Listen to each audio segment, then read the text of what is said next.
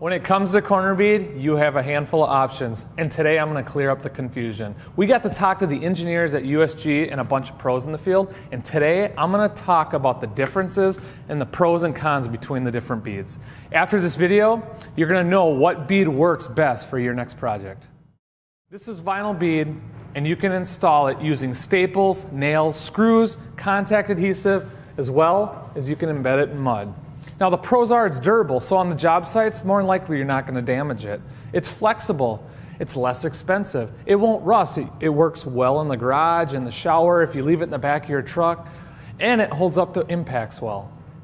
The cons are because it's flexible, it's harder to keep straight. Mud doesn't like to stick to plastic as well either. Also, because it's thicker, you have to feather the mud out farther. More mud equals more cracking. To test each bead, here's what we did. We took a 30-pound maple board, we put it on a hinge, and we dropped it into each corner from the same distance. This vinyl bead actually dented. It's definitely not repairable. This is metal bead. You can install it using screws, nails, staples, or a crimper. The pros are, it's the least expensive out of them.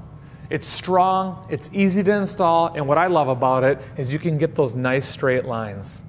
The cons are they get damage easy on the job site or in the back of the truck. They rust. They're not great for wet locations or in the bathroom. They dent a lot easier than vinyl, and once they dent, more than likely you're going to have to replace the whole bead. Huge dent in the metal bead, it's not repairable.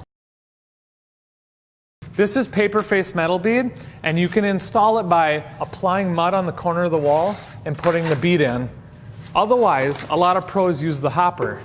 I like the hopper because of the fact that when you're pulling the steel bead through, it combs the mud on evenly, and then you install your bead on the wall, and then you take your corner roller and you roll on your bead to embed it.